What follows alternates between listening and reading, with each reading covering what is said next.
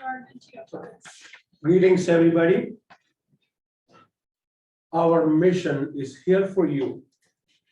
At Clackamas Fire, we are always here for you. We value our people and people we serve. Our focus is establishing teams, trust, empowerment, accountability, mindset, and service. The regular monthly meeting of Clackamas Fire District number 1, Board of Directors will now come to order at 5 p.m. for ORS 192.610 to 192.690. For ORS 192.650, this meeting is being recorded. Video recording of this meeting will be placed in Clackamas Fire website. Chief Brown, are there any changes to the agenda? Thank you, Thomas. Yes, we have one change to the agenda. There's been a personnel who's wanted a granting of a year-long leave of absence, and we'll put that down as I mark it as business item B7. Thank you. Board members, any comments or changes on the minutes from the budget committee meeting on May 10th and the regular board meeting on May 16th? Yes, ma'am. I have a change to the regular board minutes on page 16, where we're talking about Chief Brown's review and said that we would do a 360 review in the future. I think what I meant to say, if I didn't, is that we will consider doing a 360 in the future. Yes. Thank you. With that correction, you have a motion to pass the minutes. So moved. Second. Moved and seconded. Ariel, please call the roll. Marilyn, Yes. Thomas, Yes, Jay, Yes. Chris. Yes. thank you. I will now call for statements from citizens regarding the district business. Ariel, did we have anybody sign up to provide public comments? We did not. We do not, okay. Supplemental budget hearing. Chief Vidak? Thank you. Good evening, everybody. So this is item B1 on your agenda. It's on page 22 of the packet. And we're just requesting supplemental changes to the fiscal year 21-22 budget. It's really affects just two funds. First and foremost is the general fund where we'll recognize the decrease in property tax revenue from original projections.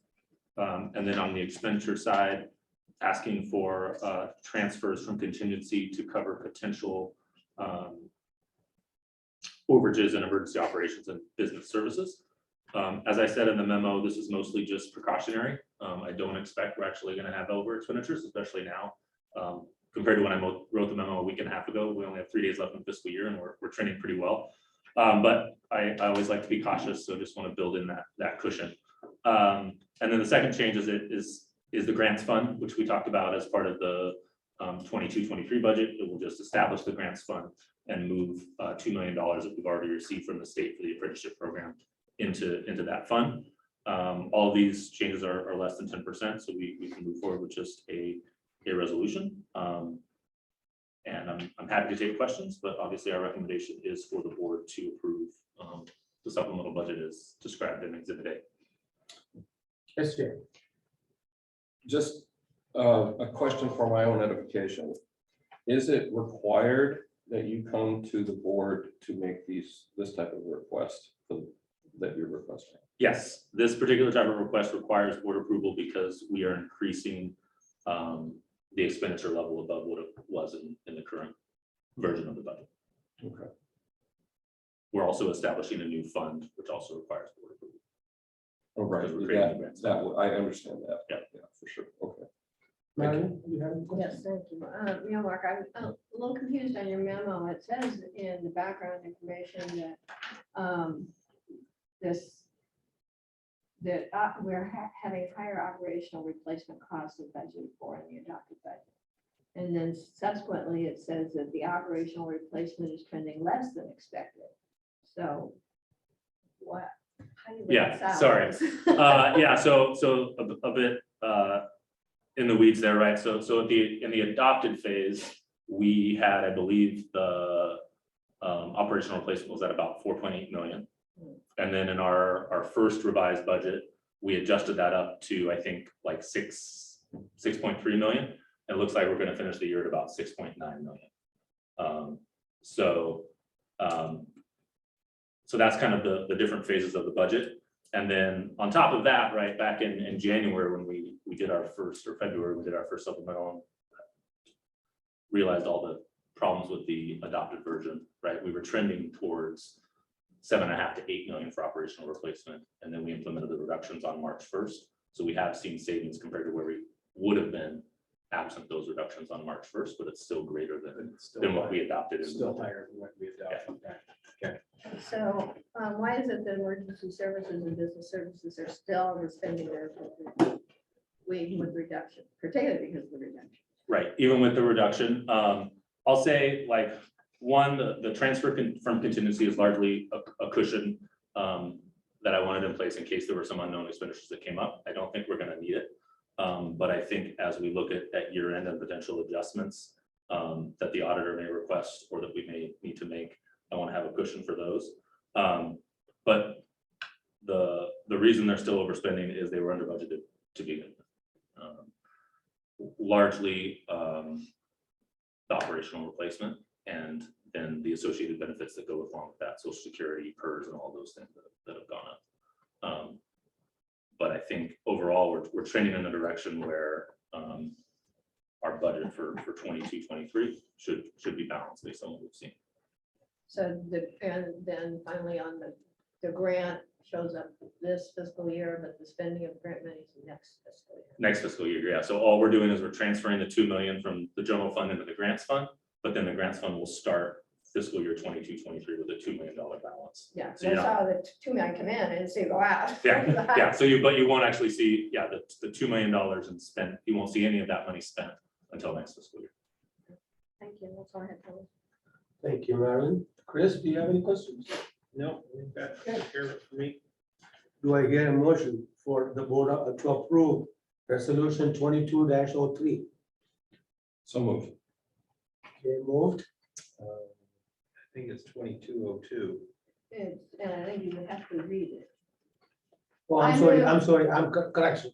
I move the adoption of resolution number 22-02, adopting and appropriating a supplemental budget for fiscal year 2021-22. I read the wrong, thank you. So Marilyn moved, I'll second. Chris seconded, Ariel? Thomas, Yes. Jay, Yes. Chris, Yes. Marilyn. Yes, Thank you, Ariel. Request board approval of the resolution 22-03, adopting the budget, making appropriations and levying taxes for the fiscal year 22-23. Chief Whitaker. Sure, thank you. Yeah, so hopefully this one is pretty straightforward.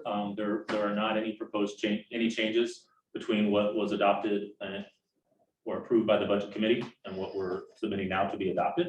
So essentially, we're just asking you to approve the budget as it was originally proposed. Obviously, that sets in our permanent tax rate, sets up the GO bond rate that will be charged to property taxpayers, and sets the appropriation levels for all of our funds. Thank you. Any questions, board? Anybody? No? Hearing none, do I hear a motion for the board approval for resolution 22-03? You need to read the rest of it. go ahead. Oh, I move we approve resolution 22-03, adopting the fiscal year 2022-23 budget, making appropriations and levying taxes. Second, moved and seconded. Ariel? Jay, Yes. Chris, Yes. Marilyn. yes, Thomas. Yes. Thank you, Ariel. We have the annual workers' compensation renewal. Is he here? Yes. He on Zoom. So just Oh, mention Jeff her Griffin, request.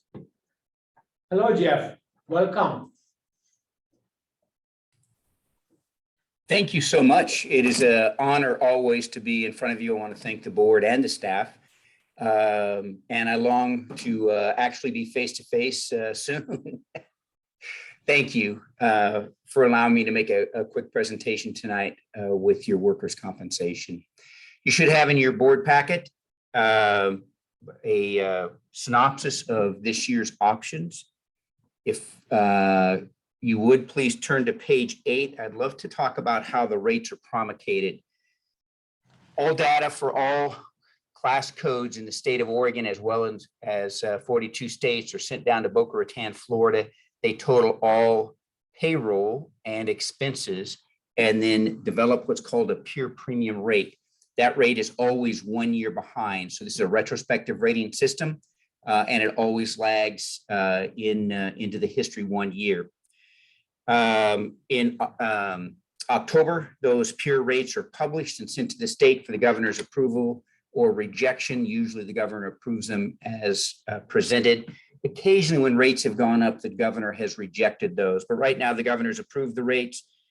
The critical thing for you is item number 4, which is your experience mod. This compares you to everybody else in your class code.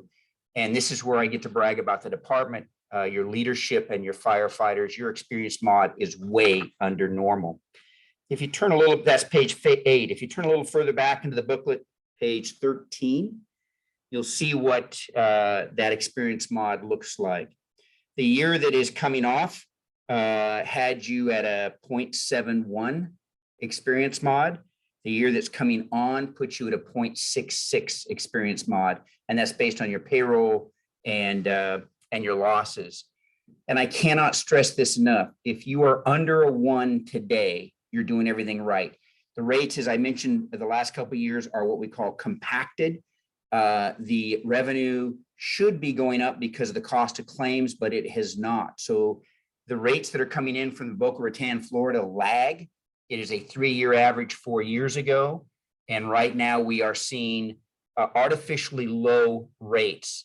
Most fire districts are at 1 or above, even though they're doing very good things with 1580, 1500, 1581, 234, all of that series with safety, they're still inflated.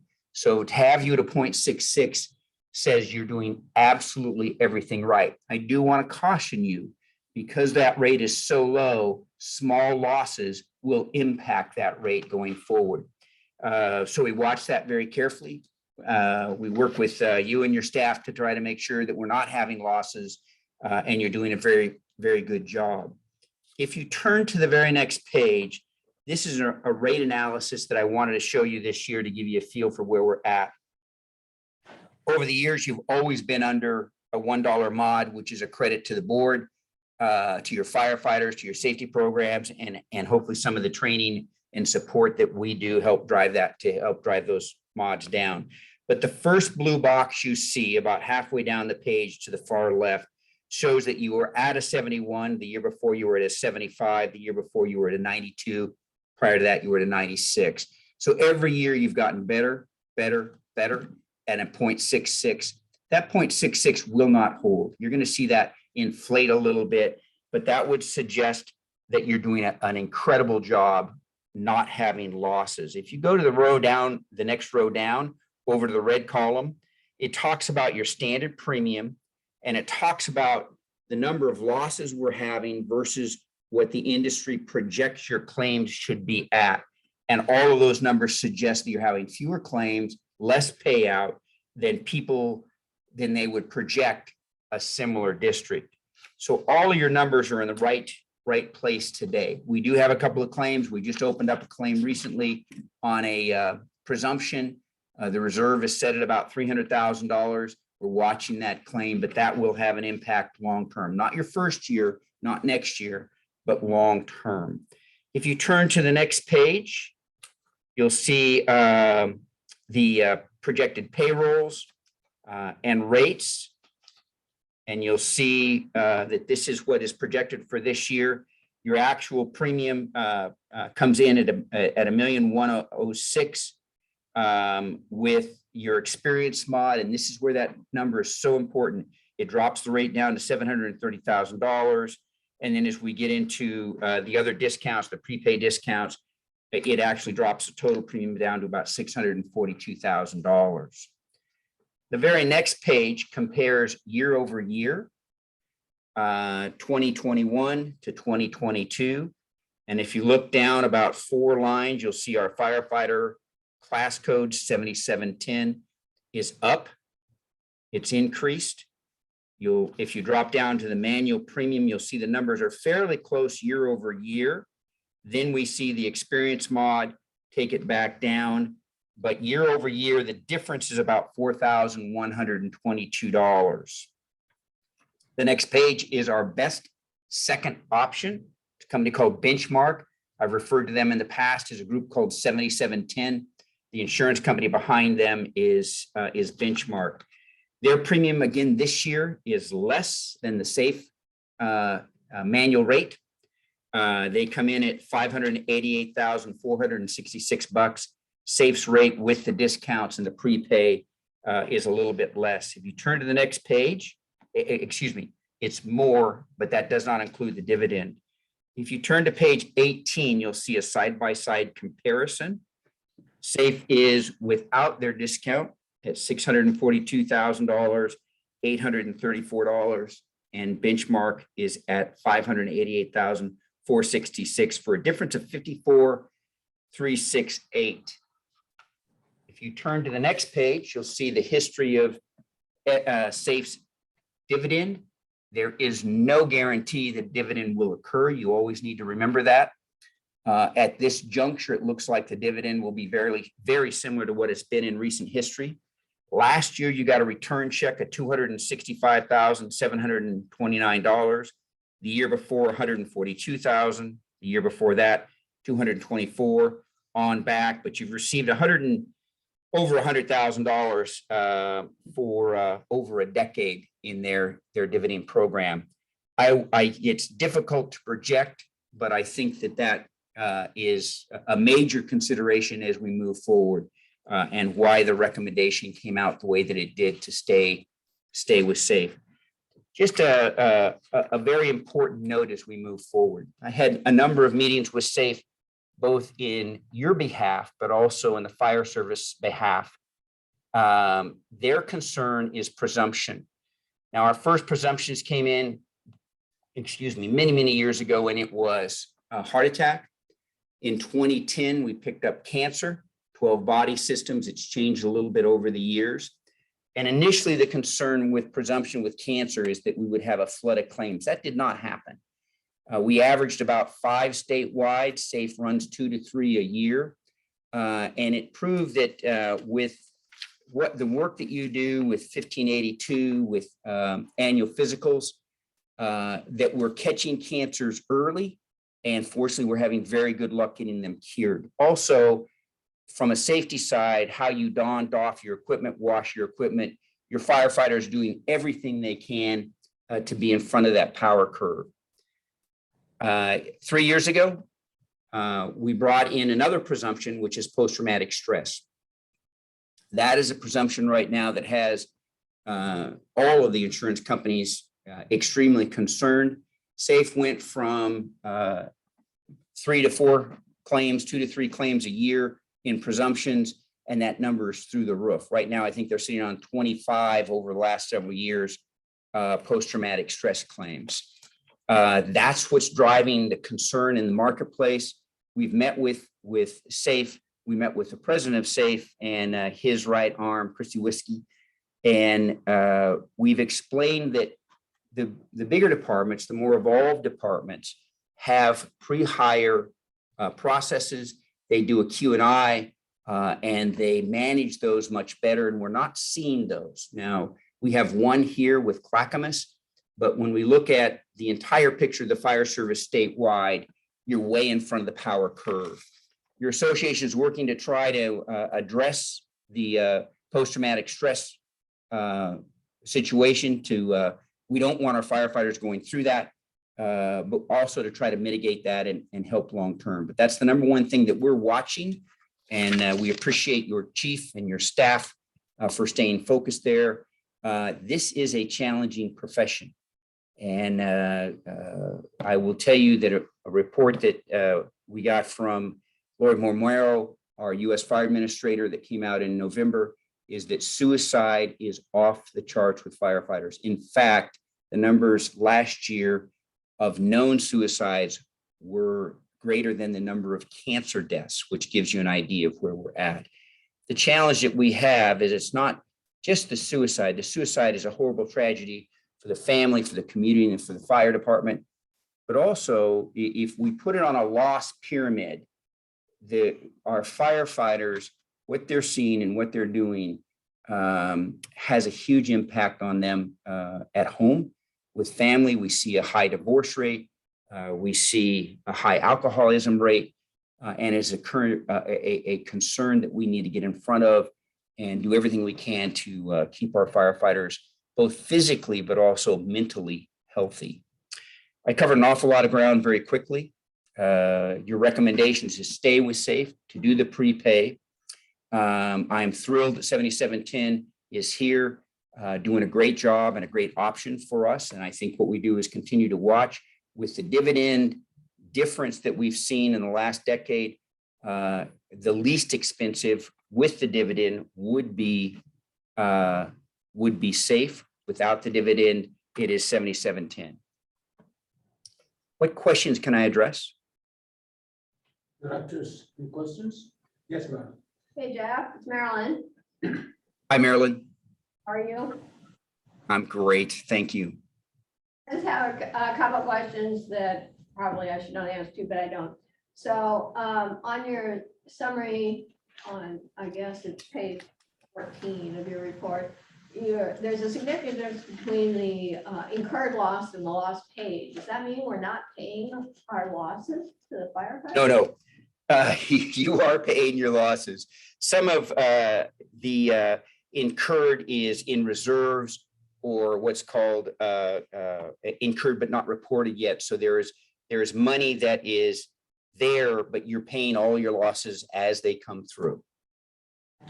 And then on the next page, in the categorizations, we apparently have quite a number of outside salespeople because they're taking up $1.5 million worth of payroll. And I would have thought those people were office clerical, which are half the rate. So why do we have so many in 8742 versus being in 8810, which would save us a dime a person? So let me tell you what that is. Inside clerical is exactly that, somebody who works at a desk over 90% of the time. Our outside salespeople is really something Oregon allows us to do. We call it a splinter class. So we have a number of management people that do outside work in the field, and there's not a good class code to collect that data. So they use a thing called outside sales. These might be fire marshaling, they might be educators, they might be management staff that rarely goes to a fire scene. So the majority of their payroll gets loaded down into that class code. If they are at a desk 90+% of the time, and we can validate that, all we have to do is keep track of the amount of time they're not at their desk when they're at another part of their job, which might be firefighting, for example. And then we split that so that we only charge for the higher rate when they're doing the higher rate job. That outside class code, firefighting was an NOC code, which meant that if you did it some of the time, regardless of whether you were doing teaching at the schools or fire marshaling, you got pushed into that code. Oregon allows us to split that out, which is what that code is. Yeah, because the definition of it doesn't seem to fit anybody. No, it is a very weird definition, but it's the best one, and it's been recognized by SAFE and SDAO and all the other carriers as an adequate rate for that exposure. So fortunately, we're not being charged the firefighter rate of $370. I would wish we could get it into the clerical piece, but because they're out and around in the public, that's the best that we can do. Okay. Well, not that I want to pay any more, but I did notice that under the vessels, the boats, we have zero. We do still run a boat, I believe. We do, and that's a placeholder, and it picks up a thing called the Jones Act. So there are two unusual things that people that run vessels on navigable water have to be aware of. One is called longshoremen, which we're exempt from. Those would be dock workers. And then the Jones Act is for waterworks out in navigable water and the payroll that would be assigned to that. So that's a placeholder when we have that event, and I'll drill down and take a peek at that, but it is a fairly stiff rate. It's very expensive. I don't want to be there, but I also don't want to get audited later and get tabbed when I already spent all the money. Thank you.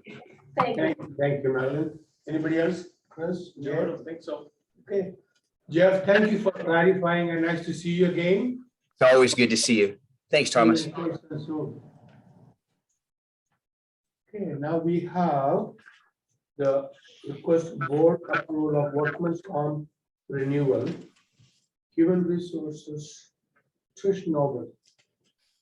Good evening, members of the board. How are you? Hopefully you can hear me okay. We can.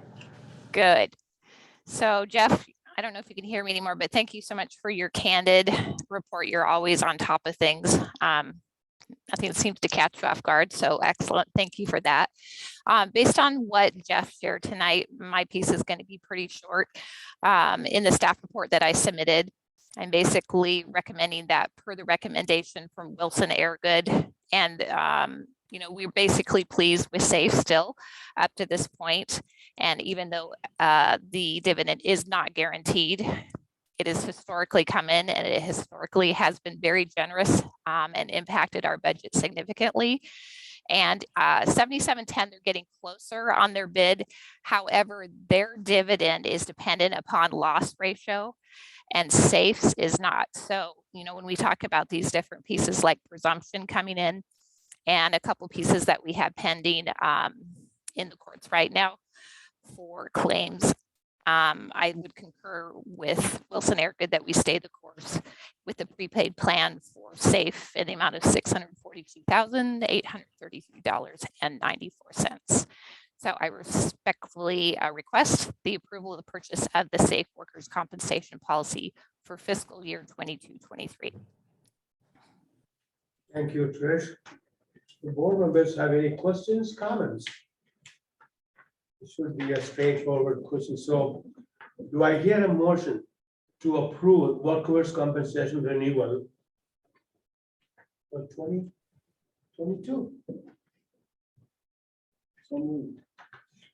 Chris moved, I'll second. Jay seconded. Ariel, please call the roll. Okay, Chris, Yes. Marilyn, Yes. Thomas. Yes. Jay. Yes. Thank you, Ariel. Thank you, directors. Request board approval of intergovernmental agreement with Aurora Fire District for fleet services. Fleet service manager Bill Bishop.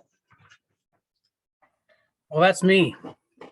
Yes, it is. Yes, you are. Well, good evening, all of you members of the board. So happy to see you all again. Can you guys hear me all right? You can.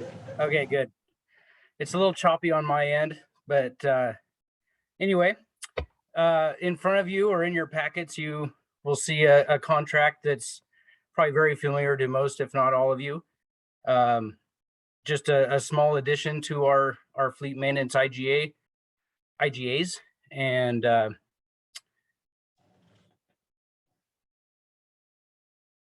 with the way everything's going with the budget and everything, this is something that will add another $45,000 to our revenues, which would be helpful, as you know.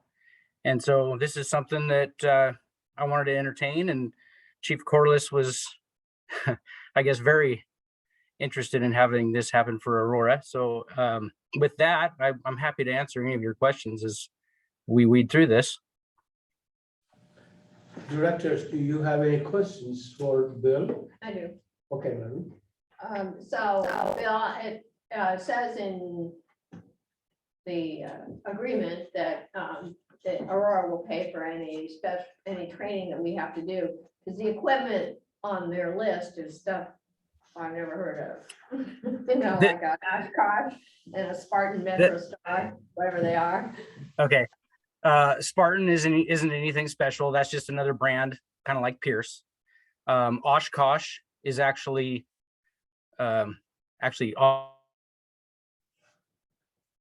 Oshkosh owns Pierce.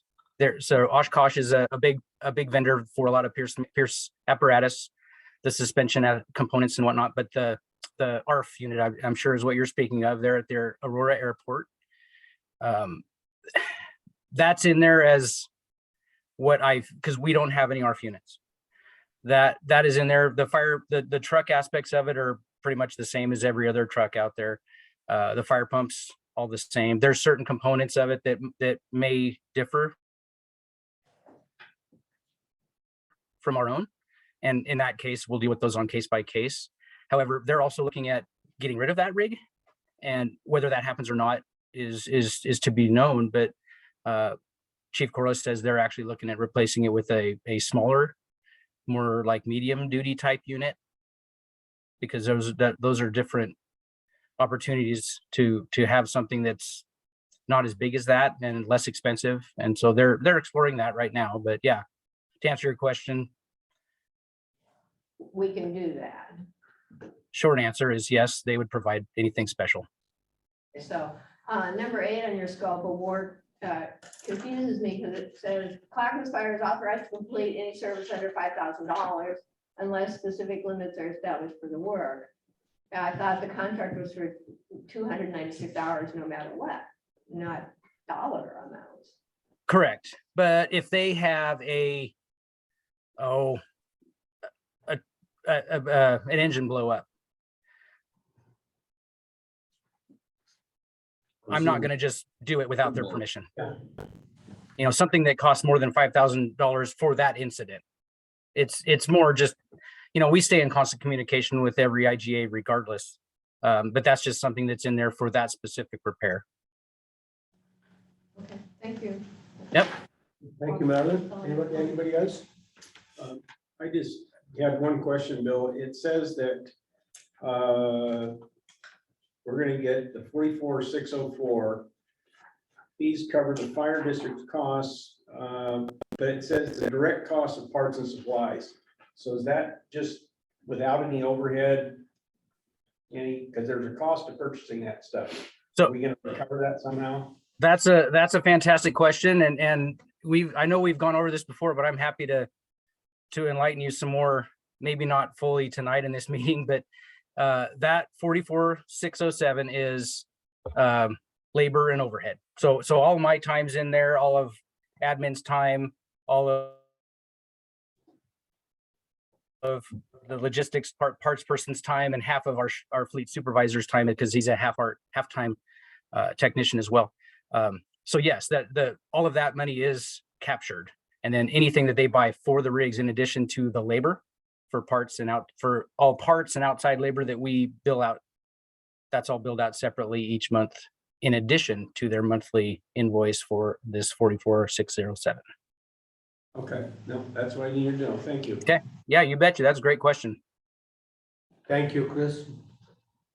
Do I hear a motion to approve the IGA with Aurora Fire District for fleet services?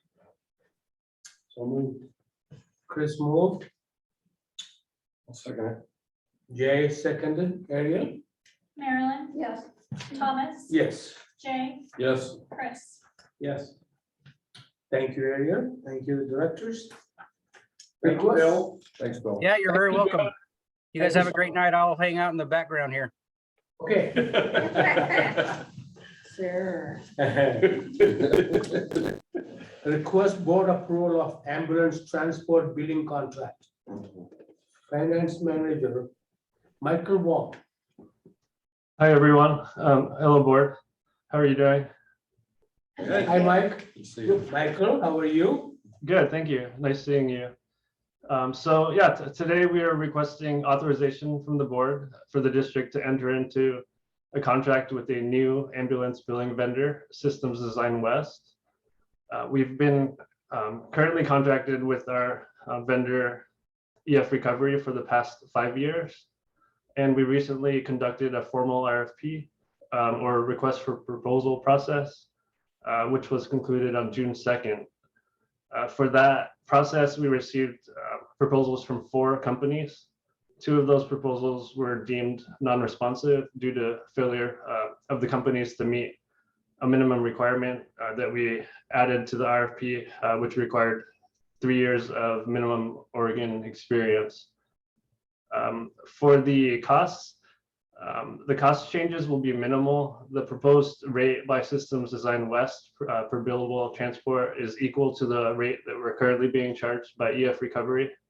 That's $23 per billable transport. And also for System Designs West's proposal, the rate will be locked in for up to 5 years. And the current amount that we're paying per year averages between $50,000 to $60,000 per year. In the packet, there's an attachment included which shows the final tabulations of scores for the RFP. And then you can see the System Design West with the #1 position and EF Recovery with #2, and the 3rd and 4th companies with non-responsive. And that's pretty much it. I guess I'll open it up if you guys have any questions for me at this point. Thank you, Michael. Marilyn? Yeah, Michael, what do you anticipate to be the transfer costs? You said they're minimal. How minimal is minimal? Minimal. So the transfer costs, it's a $15 surcharge for each account that for each aged accounts receivable account that is transferred over from our old vendor to our new vendor. And I don't have the exact amount of those aged accounts receivables that will be transferred over. But it's a $15 surcharge for each account. Well, okay, are we talking 100 accounts or 1,000 accounts? That's gonna be $15,000, or is it $500 approximately? I mean, you have any idea? I'll have to check in with our EMS team and also our accounts receivable technician on that, and I can get back to you with that figure. Thank you. Thank you, Michael. Other directors have any questions? Yeah, I've got a question. Sure. Because I don't have a budget document in front of me, what is our anticipated revenue for our transport bill? Good question.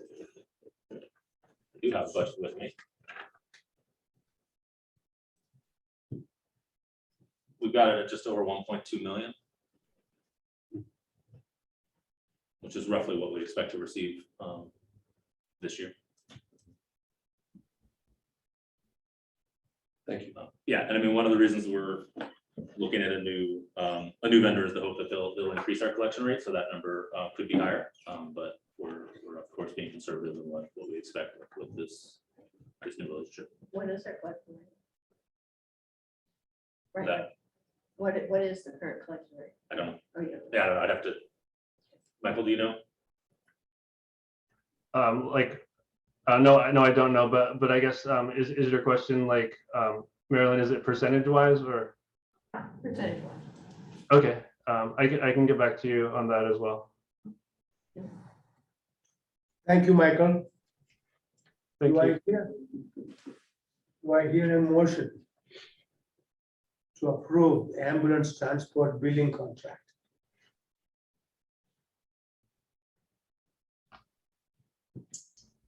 Yeah, I'll go ahead and move. Chris moved. In a second.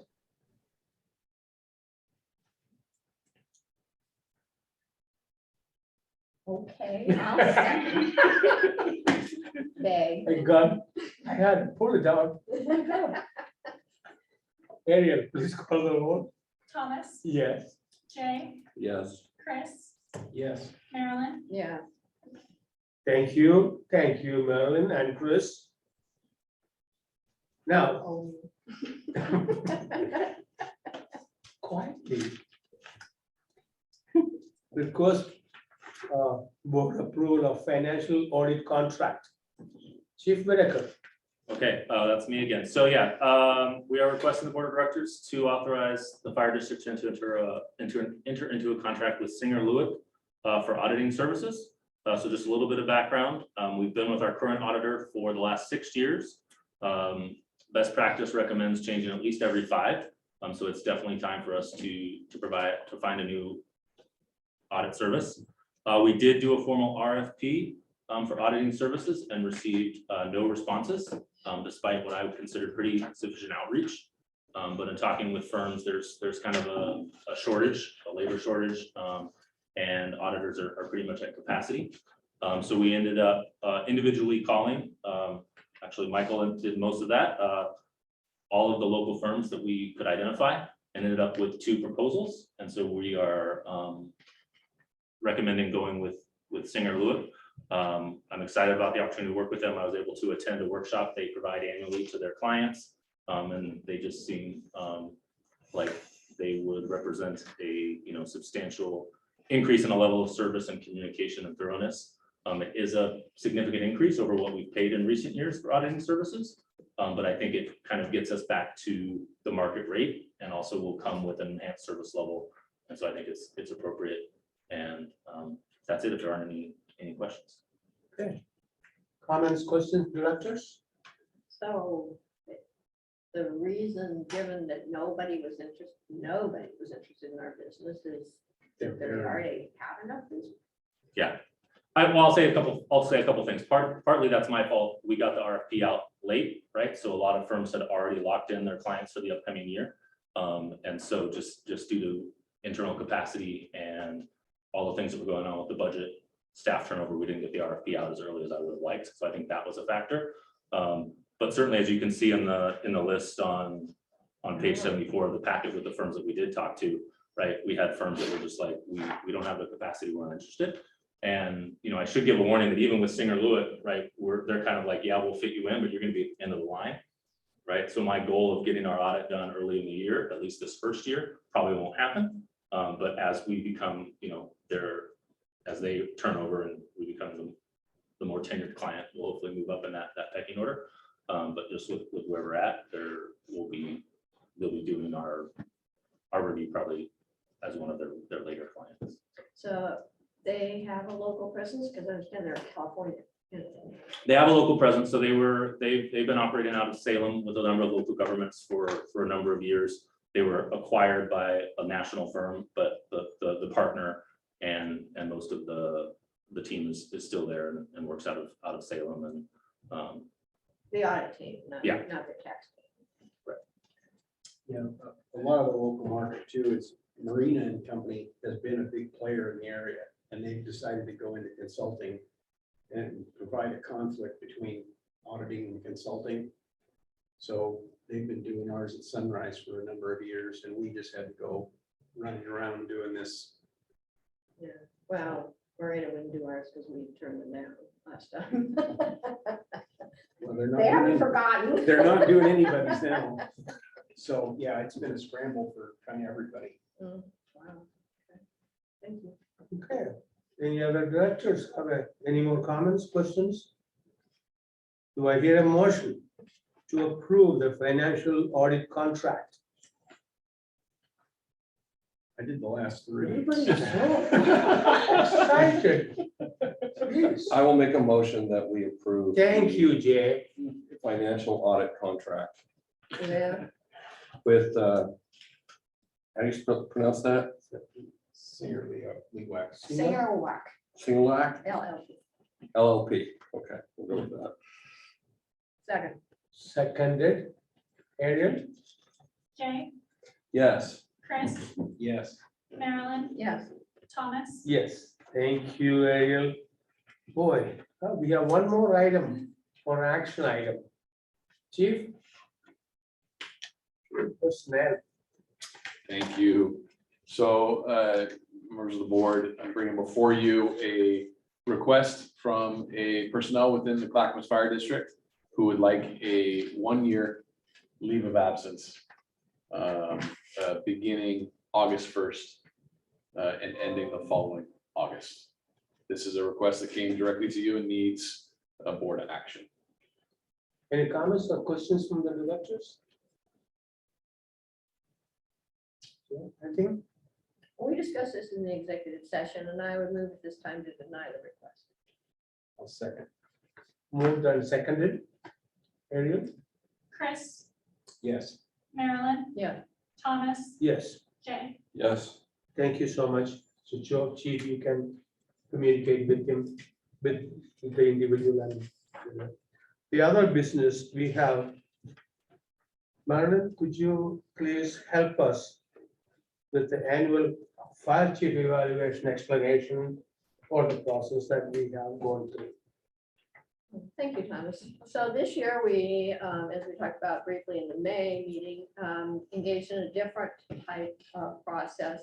The board was sent a questionnaire, if you will, with 6 distinct areas, sub-questions under each of those areas, and responded to that. They were correlated by our executive assistant, and then we just had an executive session in which we went over those provisions or the outcomes with the fire chief and had our dialogue with him regarding his performance. He's come up on his 1-year time.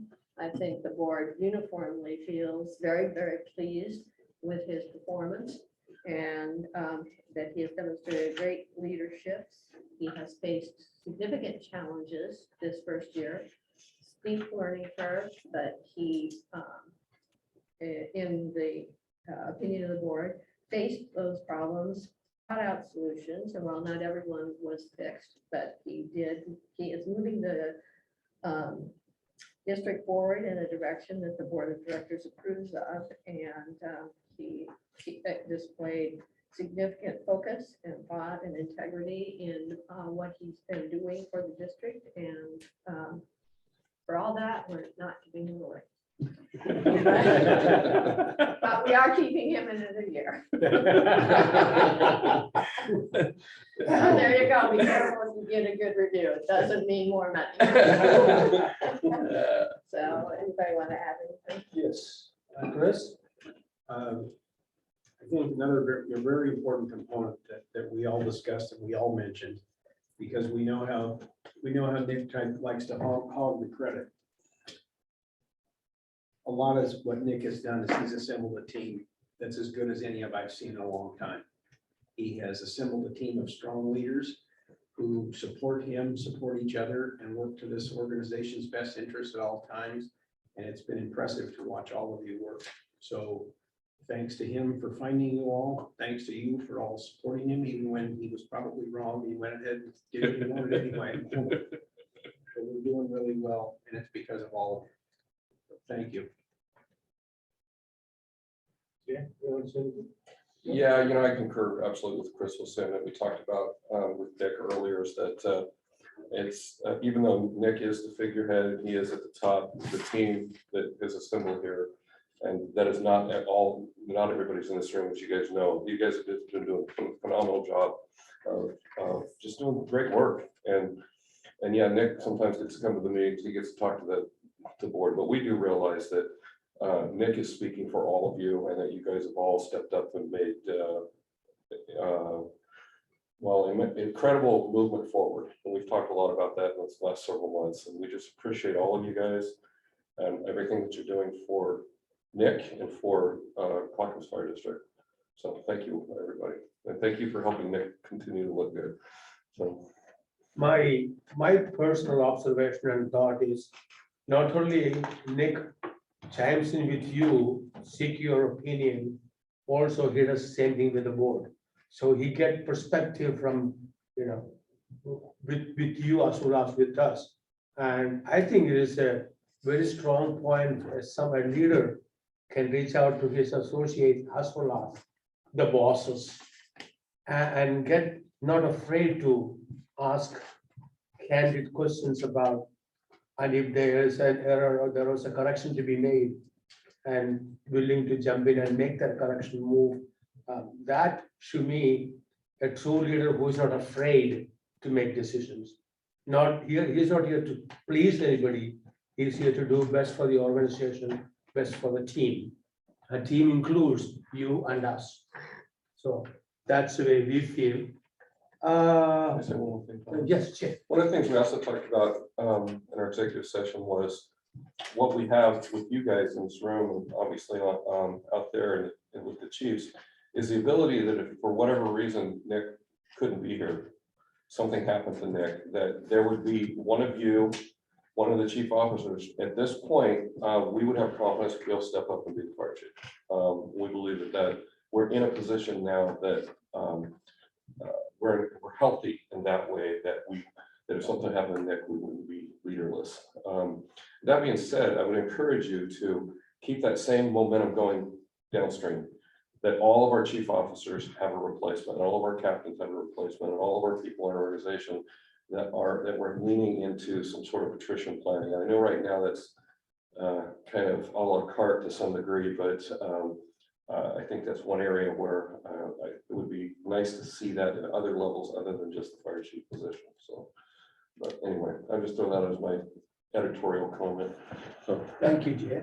Do you want to respond? No, I thank you to the board for this. When we talked about the fire chief's evaluation, I wanted an open and transparent process. And normally these are done only in executive session.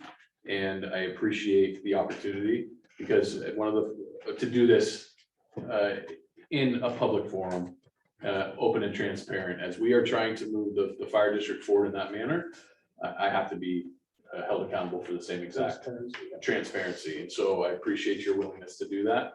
I also would like to thank this team, both the board, but also the team here. We would not have been able to weather the storm which we have without this team and without the members of the Clackamas Fire family.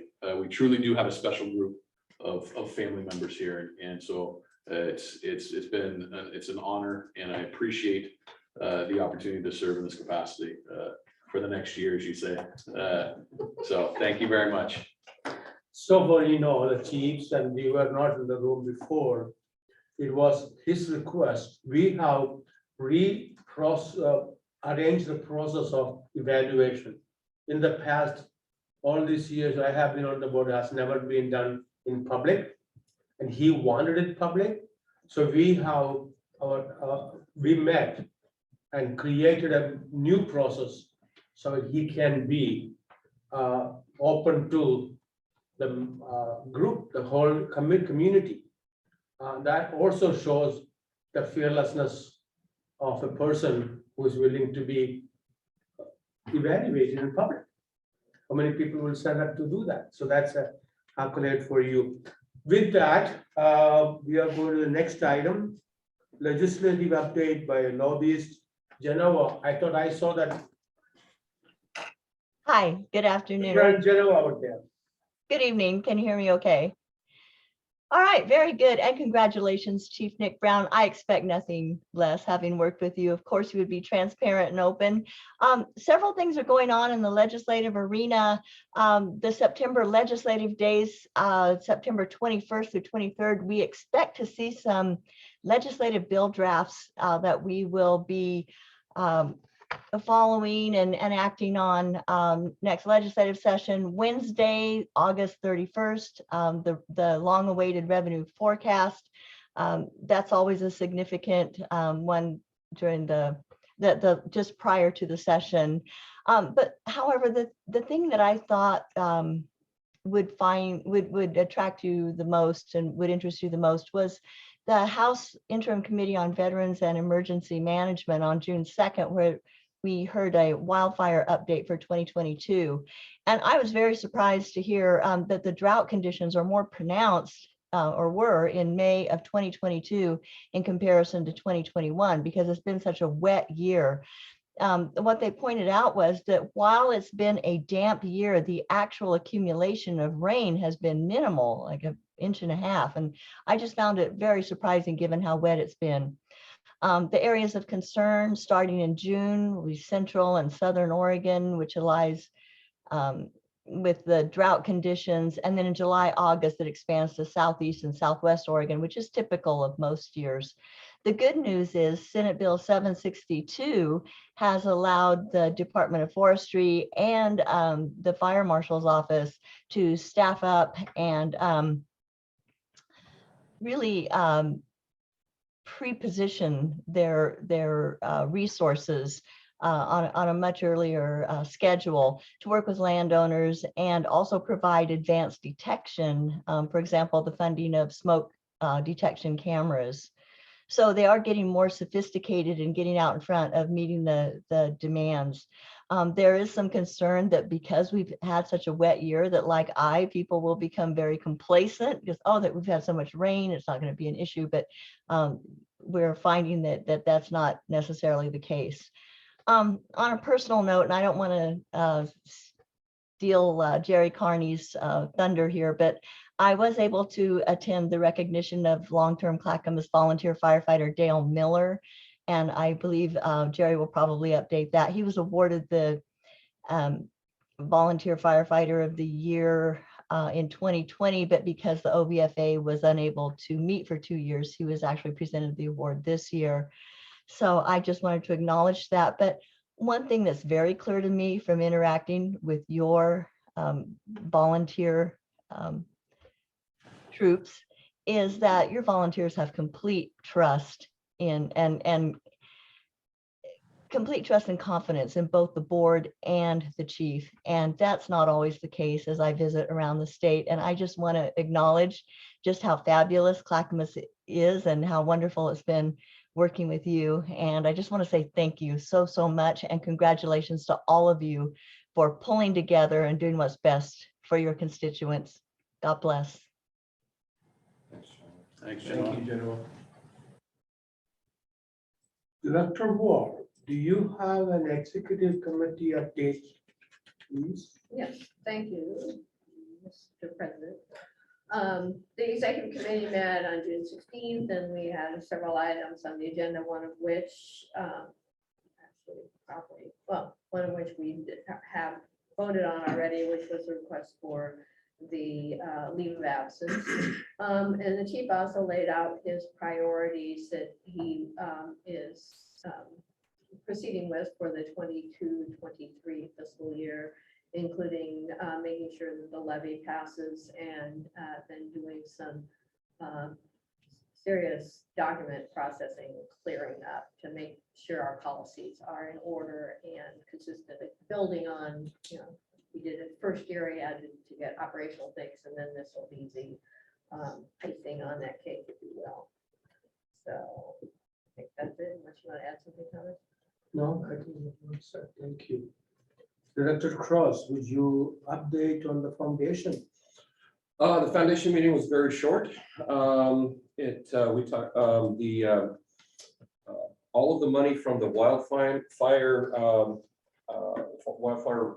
reimbursement has been exhausted. At the time of the meeting, Jerry still hadn't got the checks out to everybody yet, but the budget is exhausted. They're working on a few other things, getting money out to people that lost everything, where their entire houses were burned down. Foundation's still giving a little bit of money to them, but pretty much that money is exhausted as well. And so they're still out there doing it. There was, at least as of the last meeting, knowing Jerry's probably got all that money out to those people by now. The other thing is they're going to be working on the budget, obviously, just like everybody else is. I think the transition over to Rachel Trotman is pretty much complete for the most part. They did also have a lengthy discussion on having meetings back in person again. It sounds like that they're not going to, at least right now. There was some discussion of talking to Doug about talking to you guys about maybe using this room or another district room for doing hybrid stuff. I don't know if he ever brought that forward or not. We discussed it. And where that is, but I know that the people that were at the foundation meeting, they weren't quite ready to do hybrid or live meetings yet. So that's where that is. So that's about it. Any questions for Jay? Director Syringe could not be here today. We had an IGA meeting with the Gladstone. Brian, do you want to update anything on that? Our IGA meeting, we had a kickoff. Oh, certainly, yeah. Our first IGA or joint oversight meeting Correct. with the city of Gladstone was a couple of weeks ago. And it was a good first introduction for a couple of their counselors to meet members of this board and fire chief. I think Councilor Alexander had met us before, but it was the first time that Councilor Mindy Garlington had participated. And it was just kind of an exploratory piece about the relationship and seeing how each of the sides of the elected officials wanted to collaborate and see the joint oversight meetings move forward and what their concerns were. So there were some structural pieces put in terms of meeting frequency, but a lot of the conversation really revolved around just them checking in on how the transition went. And I'll talk about that a little bit more in my report, and seeing how their employees were doing what was going on with that process. They also expressed some interest about the level of community event involvement that we would have. And so we talked about kind of how that should progress from their awareness of things through city administration and staff to us. And some of those comments were reiterated in meetings with City Administrator Betts, Fire Chief, and myself. I thought we made some good ground rules because we have, in my past experience with another city, when we had the meeting, they were making the fire chief run around town to do things that was not in our job description. So this was a good form setting benchmark, I mean, not benchmark, what do you call them? Task building. Then of course they talked Nick into getting dunk tank. Yeah, I saw the pictures. Yeah. So we want to get a dunk tank. He'll be the good person because everybody want to come on with it. It's about 30 hits. Well, that was the Happy Valley. The 30 hits was happy. Yeah. Happy Valley. Yeah, it was What about happy. Gladstone? Gladstone, we were talking about the Happy Valley dunk tank, and then Gladstone said, we want in on that. And then that's what committed me to doing another dunk tank. at There you Gladstone. go, dunk tank champion. Yeah. So Brian, yeah, it was a race between Brian and myself to see. Is Brian gonna get it over Gladstone? Oh, if I'm going, he's going. Steve and Mark tried to get out of the last one, but they're gonna be engaged as well, so. So you're- So is Dan. You're ready with your speedos? I think the president of the board should be there.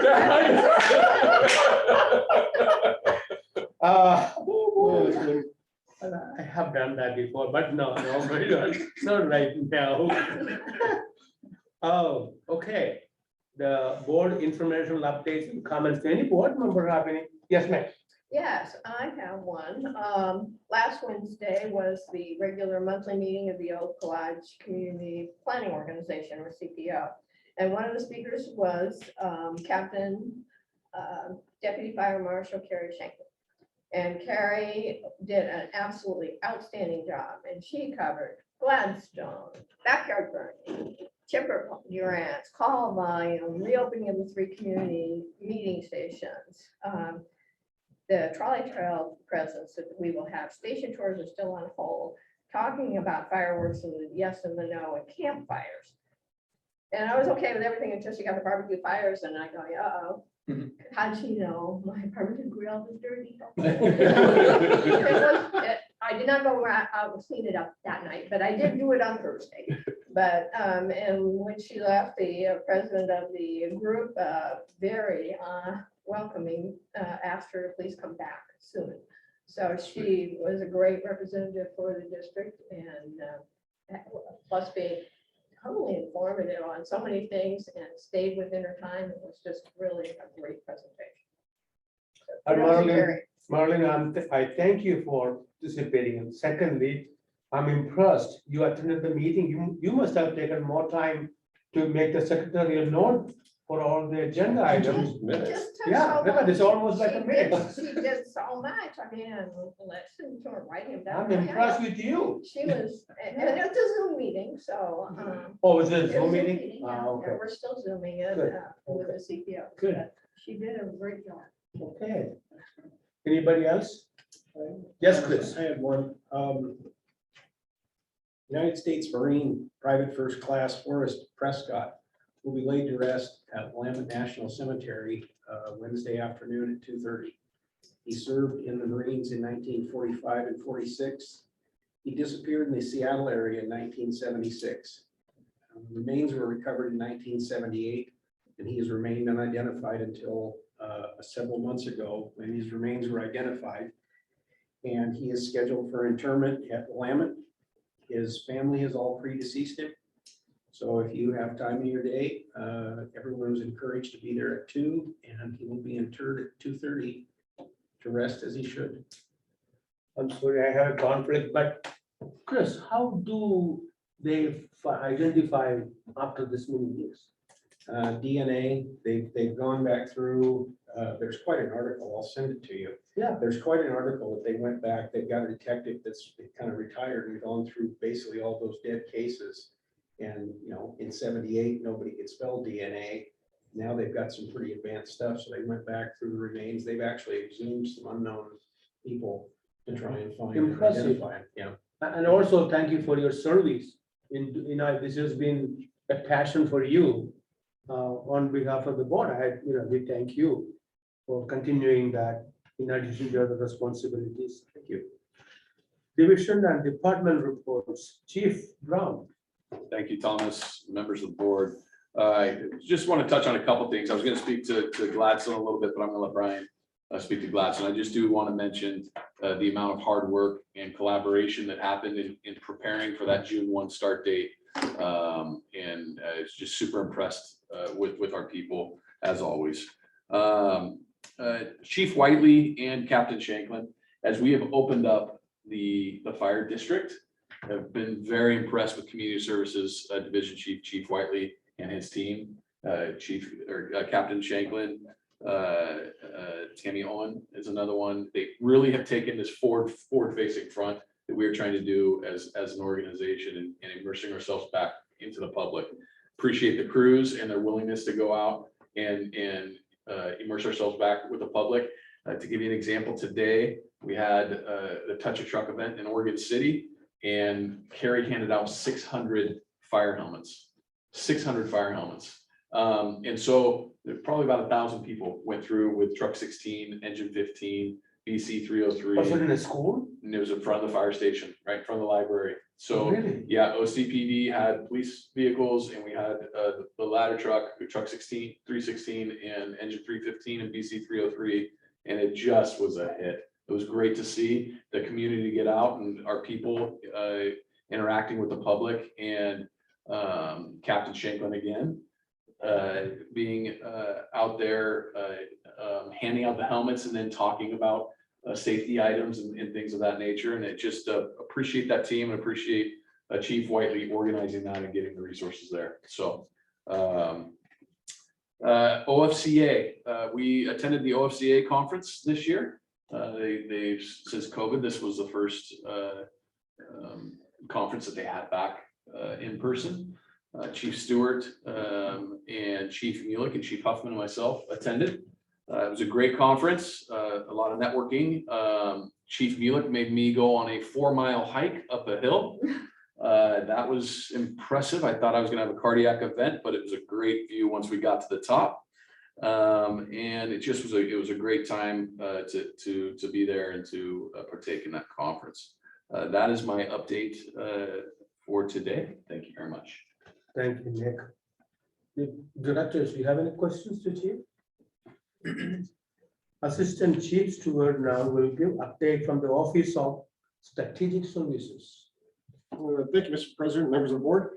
I'll keep the update fairly short, but just to tag on to the OFCA conference and then Jeff Griffin's comments earlier about firefighter mental health. That was a big thrust of the conference in terms of some of the presentations and a short movie that was funded and then directed by members of the Gresham Fire Department, Chief Snyder, and then Pat McCabery, called The Ghosts They Carry, about firefighters, the mental health issues, firefighter suicide, those who survived, one who didn't, a family member that was left behind, those types of stories.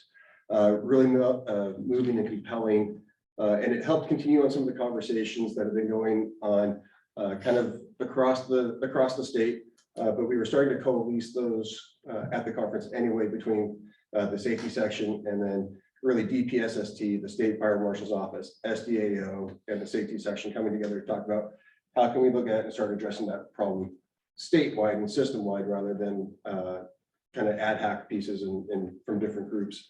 So it's exciting to know that Mariana Ruiz Temple, the State Fire Marshal, has requested and is moving that forward to the Governor's Fire Service Policy Council. So she met with the co-chairs, both Chief Horton and then Carl Koenig last week, and so that should be coming up next month. But it's for me and just my personal interest, kind of really compelling and groundbreaking to see the energy and the momentum and the direction that could help support and move forward. In terms of the Gladstone transition, I think Chief said it well. There's a lot of partnership and collaboration, and really kudos just across our organization, whether it's finance or logistics or tech services. Everyone did their part. Our partner agencies, CCOM, the medical directors, everybody came together to make a good, smooth transition, which despite the fact that we had the station to deal with, the office building, the apartment, and the courtyard, which is like everyone's junk drawer, just on a much larger scale. But it all came together, and at 7:49, June 1st, we had our first call. Tap out happened, crews went, they provided the best service as they always do, and the system has worked just tremendously well ever since. So a couple of the big players in there, and everyone did their part, but Captain Bauer came in, he was in on days for a couple of weeks ahead. Mike Carlson has been in the hip pocket dealing with this day in and day out. And then while he was on the other side of the fence, really impressed with Chief Huffman and his crew for the transition they did and the amount of work and care they provide for their community and just understaffed times, both operationally and administratively, they did a heck of a job as Gladstone Fire. Last piece to touch on for you is really a tech services piece. So Oscar jumped into the state cybersecurity and digital technologies conference last month. The intent was driven out of a grant opportunity that we found out about and the opportunity to get more involved. He reconnected with a high school compatriot and also a college one. I think I'll get them backwards if I try to specify. One is the chief technology officer for the state of Oregon. And then the other, I believe, is high up in the process with Multnomah County. So he's building bridges there, and I think that'll help us from a cybersecurity front and helping us move forward with our technology services. And with that, we're continuing to work on a mobility option for our platforms, and we're getting into a leasing model where we are able to make sure that our staff is streamlined and that we're using outside services for quick turnaround and repairs. And you'll likely see a request to approve a contract next month or the month after for those. Huge step forward. What happened to Chief Huffman? Did he retire or what? No, he's here. Oh, He's on the meeting.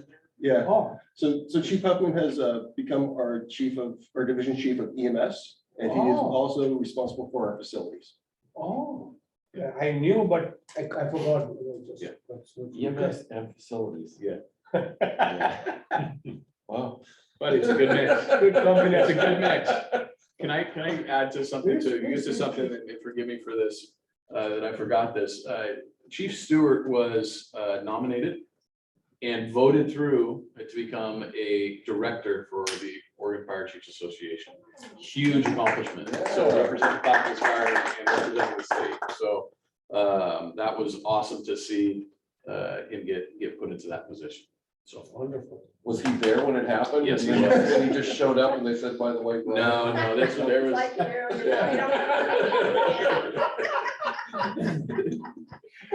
the day, he wasn't there. It's like, Always keep an open window behind you.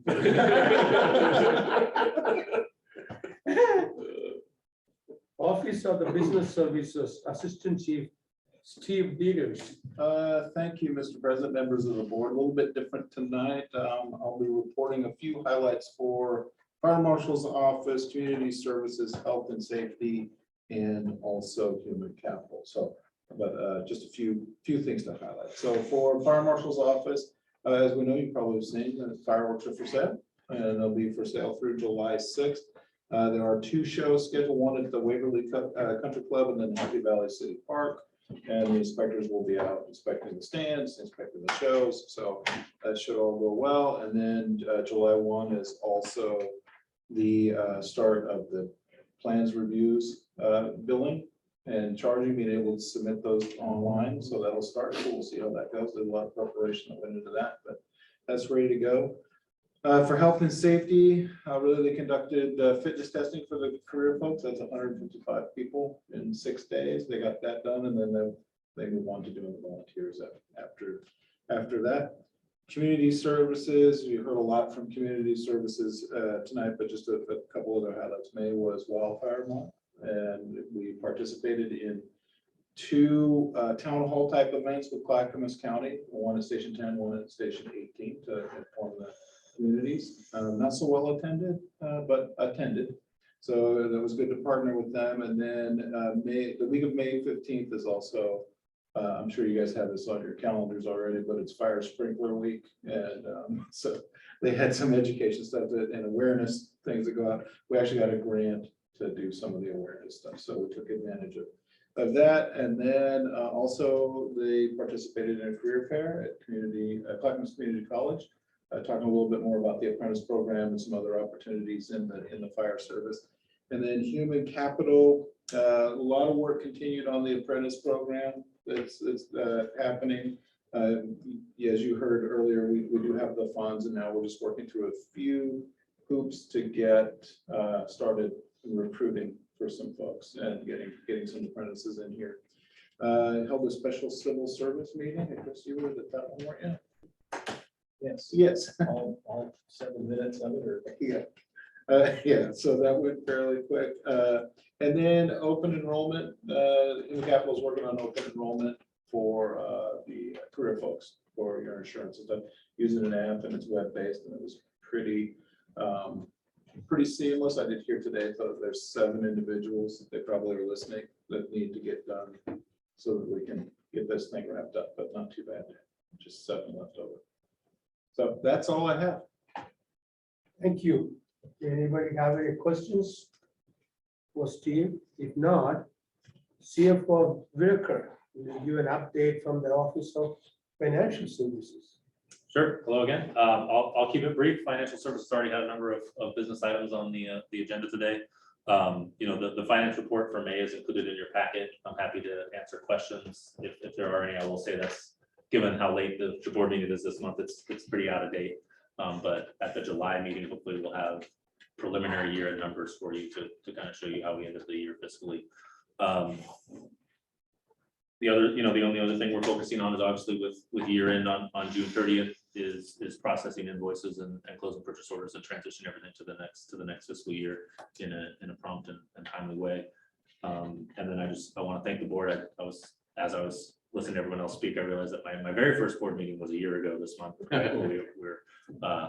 kind of stepped in and you approved a budget that I didn't have much knowledge of, and we've worked our way through it, and just appreciate all the support I've had from the district and the board as we've navigated some tough times financially, and I hope we're on a more positive trajectory going forward. So appreciate that, and I'll leave it at that. Anybody has any comments, questions? But I want to say, Mark, we just can't thank you enough for your contribution, stepping in, and you even accepted a position when you saw the best. I'm glad you did, and I'm glad you are here. Chief Dan Mulek, will you give an update about emergency services? Yes, absolutely. Thank you, Thomas. It was good to see everybody in person. This has definitely been a while in the making for sure. So it's a pleasure. I'm not done with the Gladstone conversation. I just want to say, like, operationally, just super impressed on the literally flip of a switch on June 1. Waiting to see what the numbers are for month end. But they're a busy company. They've had multiple days of 17 calls. The alarm responses are in line. it seemed to work out great. So just the pre-planning by the team, I think, and it resulted in just a great execution. Captain Bauer is absolutely immersed in the community there. We had the opportunity to go to a luncheon that the city put on for the crews and the volunteers and career staff that transitioned over, and it was really cool just to see the support and the familiar faces and all that. It really seems like just the mesh of Clackamas Fire family and City of Gladstone. It was really cool just to kind of walk in there and see that for the first time. Was impressive. So and of course the engine was out. They had ran, I think, 3 back-to-back calls as we were waiting for the guests of honor to actually show up. So so with that, yeah, just very impressed. We also, Oregon State Fire Marshal's Office had a grant that kind of went out to the entire state. So Chief Stewart could speak more to it, but we were awarded $35,000 to help with wildfire staffing for the year. And it's something that we're hoping is a reoccurring thing every year. We already utilized that this last weekend. On Friday, we had 91-degree temperatures. We have 20% humidity, 12 to 15 mile an hour winds. And so we already used that in upstaff to brush rig between that and volunteer response out of 12s and 13s. We covered the district fairly well and in an event like that. So that was really cool to see. 2 weeks prior to that, we had flooding in the district. And so we're never going to nail this weather thing in the Pacific Northwest. I want to give kudos to Station 19. They did save lives that day. They actually went into Portland when the Johnson Creek went over its banks and helped with some surface water capabilities that Multnomah County doesn't have. And so they brought in the cat rafts and went in there and actually picked up somebody off Johnson Creek.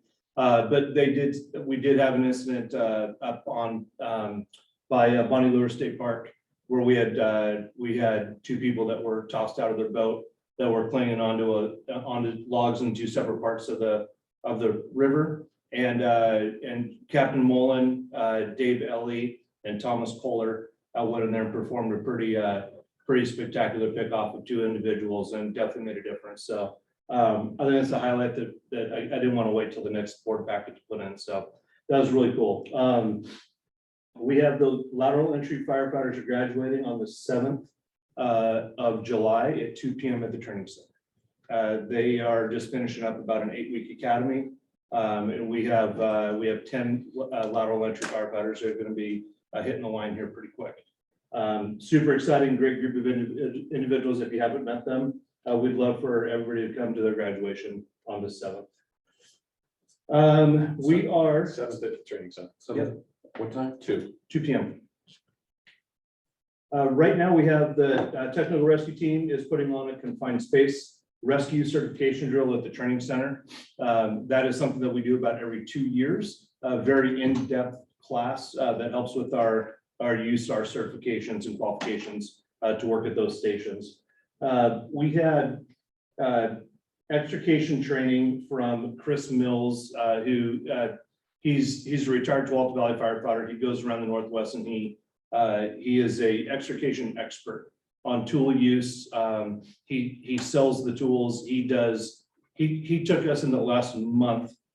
He showed up and I want to say he had 2 different sessions. He trained Squad 319, Truck 304, Head Rescue 305, Truck 316, and Sandy Engine 371 on advanced extrication techniques and stabilization. And the crews couldn't say enough great things about it. So and I wanted to say that because it was something that we're good at what we do, but that class, that opportunity that the training division put together for us just is going to be a huge, tremendous help. So, and then being able to wrap in Gresham Engine 371 into that as well, and to provide them that training out in the rural area of Highway 26 was a huge asset. So lastly, I just want to end with our people. Captain Matt Weekend is going to be promoted to a line battalion chief here in just a couple of weeks. We're going to promote him in mid-July. He is working in the office right now to get some administrative work done prior to his promotion. And today I know that the local is probably going to mention the same thing, but Lieutenant Brian Baker's last shift, he is engine 317 on A shift in Oregon City. It's his last shift today. So we had his going away party. One of the most positive guys in the fire service. So he's going to be deeply missed, but outstanding individual, and we wish him well in his retirement. So 31 years. yep. So that's my operations report. Thank you. Thank you, Dan. Any board director have any questions? Okay. Shop Steward Gordian, you here? Will give an update on 11:59, sir. I am. Thank you. Good evening, Mr. President, members of the board. I just have a couple things. I was going to have three things, but Dan beat me to the punch on congratulating. Brian is going to be missed. Yeah, 26 years with Clackamas Fire, and he will be missed. So congratulations to Brian. So big update for us was that we sent 4 local 1159 members to Las Vegas for peer support training this last month. We're working towards an 1159 peer support team that can deploy locally on the state level or nationally when they're called upon. We'll be working with Heather Goodrich to integrate members from Clackamas Fire's peer support team for those IAFF deployments. So that's a pretty big deal for us. We're kind of working on how we can send people kind of like with the building collapse in Surfside last year, so something like that on a national level or something on a state level, and then also having them available to deploy locally. So that's pretty much all I have. If you guys have any questions, I'd be happy to answer them. Anybody have questions? Thank you. Can I just say what's up? Yeah, please do. Andrew, that's amazing that you guys went and attended that. I think that's, so much of what we're talking about that Brian brought up and that is that's been brought up in today's board meeting is that of the mental well-being of our people and love how the locals putting people first mentality and taking care. I think it's phenomenal that's going on. So strong work with that from the local. Absolutely. Thank you. Yeah, we working with 1660 Tualatin Valley, like we're definitely moving the ball forward and probably a little faster than the IFF is. So we're excited to be doing this. Thank you, Gordy. Awesome. Thank you. Volunteer Association report. Interim. Now, how long is the interim? 3 years?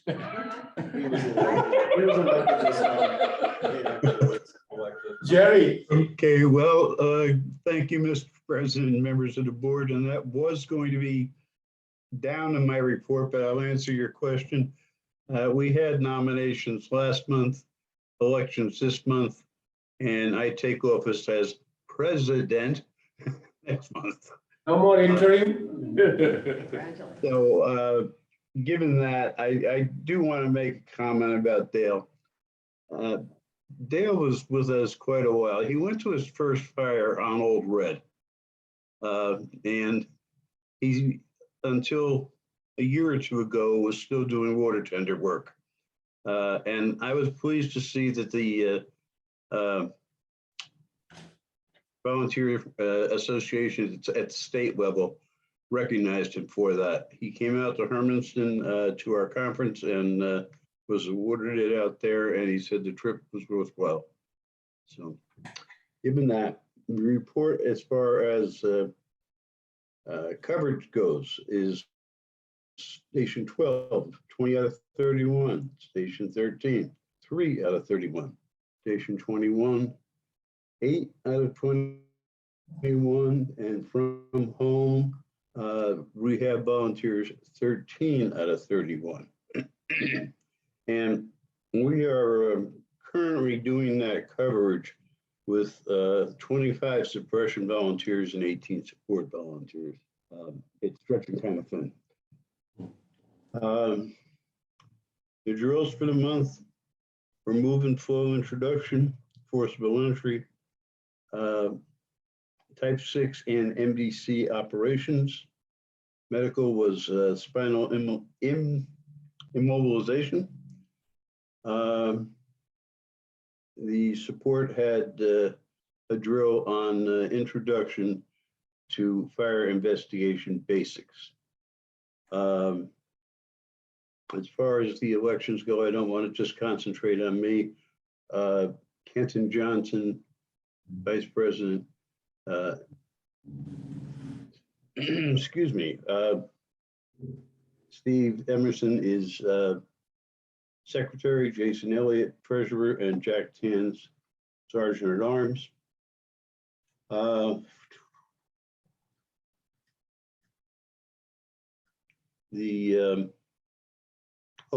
One comment that I was asked to make to you by one of our members, and it's a big thank you to you folks and also to fire prevention.